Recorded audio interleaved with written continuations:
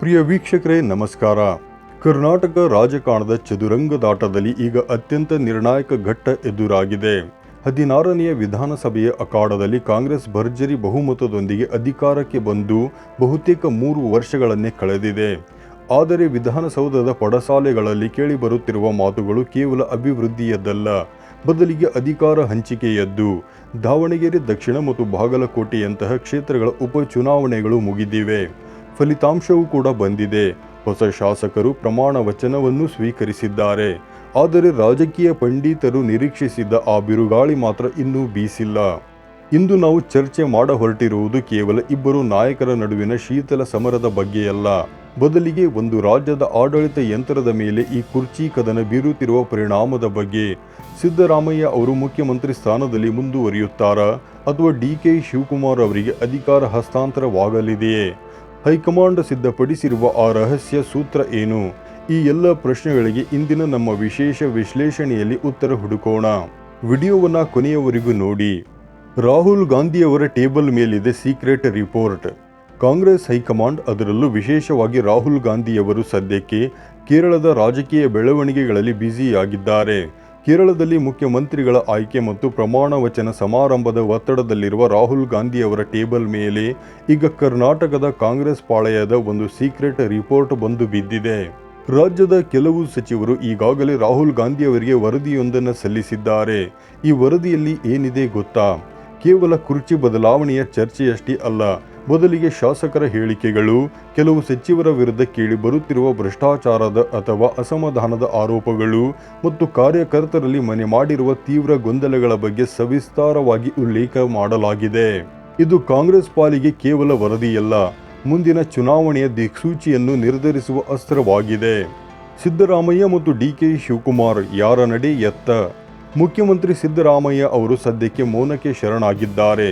ಆದರೆ ಈ ಮೌನದ ಅರ್ಥ ಅವರು ವೀಕ್ ಆಗಿದ್ದಾರೆ ಎಂದಲ್ಲ ಎಂದು ಅವರ ಪರವಾಗಿ ಸತೀಶ್ ಜಾರಕಿಹೊಳಿ ಬ್ಯಾಟಿಂಗ್ ಮಾಡಿದ್ದಾರೆ.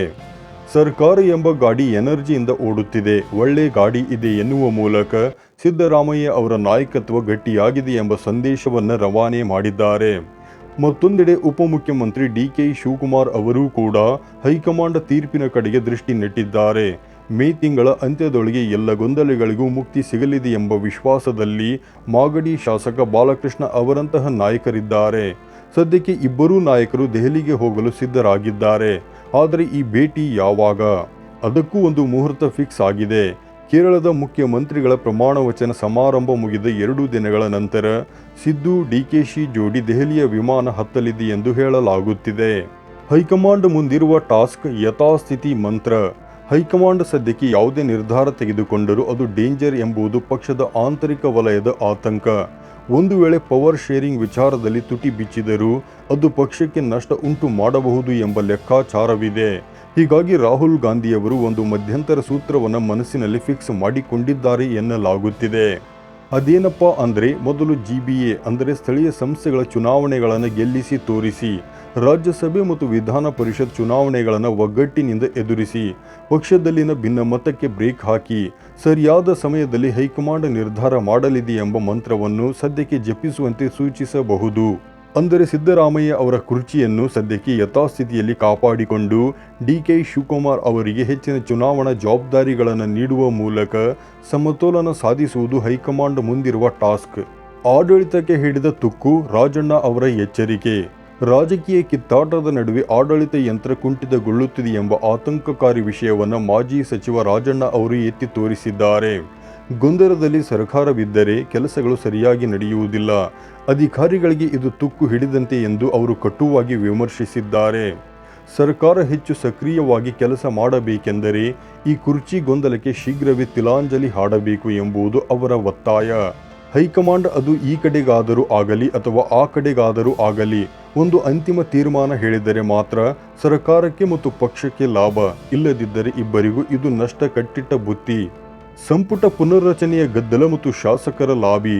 ಕುರ್ಚಿ ಕದನದ ಜೊತೆಗೆ ಈಗ ಸಂಪುಟ ಪುನರ್ರಚನೆಯ ಕದನವು ಜೋರಾಗಿದೆ.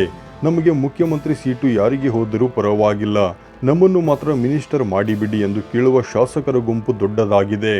ಈಗಾಗಲೇ ಶಾಸಕರ ಒಂದು ಗುಂಪು ದೆಹಲಿಗೆ ಹೋಗಲು ಬ್ಯಾಗ್ ರೆಡಿ ಮಾಡಿಕೊಂಡಿದೆ. ಕೇರಳದ ಸಿಎಂ ಪ್ರಮಾಣ ವಚನವಾದ ಕೂಡಲೇ ಈ ಶಾಸಕರ ಪಡೆ ದೆಹಲಿಗೆ ಹೋಗಿ ಸಂಪುಟ ವಿಸ್ತರಣೆ ಅಥವಾ ಪುನರ್ರಚನೆಗೆ ಒತ್ತಡ ಹೇರಲಿದೆ. ಇದರಿಂದ ಸಿದ್ದರಾಮಯ್ಯ ಅವರ ಮೇಲಿನ ಒತ್ತಡ ಮತ್ತಷ್ಟು ಹೆಚ್ಚಾಗುವ ಸಾಧ್ಯತೆ ಕೂಡ ಇದೆ. ಸಂಪುಟ ಪುನರ್ರಚನೆಯಾಗದ ಹೊರತು ಸಿದ್ದರಾಮಯ್ಯ ಅವರ ಮುಂದಿನ ಹಾದಿ ಡೋಲಾಯಮಾನವಾಗಿಯೇ ಇರುತ್ತದೆ ಎಂಬ ವಿಶ್ಲೇಷಣೆಗಳು ಕೂಡ ಇವೆ. ಒಟ್ಟಾರೆಯಾಗಿ ಹೇಳುವುದಾದರೆ ಕರ್ನಾಟಕ ಕಾಂಗ್ರೆಸ್ನಲ್ಲಿ ಈಗ ಕೇವಲ ಅನಿಶ್ಚಿತತೆಯ ವಾತಾವರಣವಿದೆ. ಶಾಸಕರ ಒಂದೊಂದು ಗುಂಪು ಒಂದೊಂದು ದಾರಿಯಲ್ಲಿ ಹೋಗುತ್ತಿದೆ. ಕಾರ್ಯಕರ್ತರು ತಲೆಯ ಮೇಲೆ ಕೈ ಹೊತ್ತುಕೊಂಡು ಕುಳಿತಿದ್ದಾರೆ. ರಾಹುಲ್ ಗಾಂಧಿಯವರು ದೆಹಲಿಯಲ್ಲಿ ಸಿದ್ಧಪಡಿಸಿರುವ ಆ ಸಿದ್ಧ ಮಂತ್ರ ಈ ಬಿರುಗಾಳಿಯನ್ನು ಶಮನಗೊಳಿಸುತ್ತಾ ಅಥವಾ ಹೊಸ ಸಂಚಲನ ಸೃಷ್ಟಿಯಾಗುತ್ತಾ?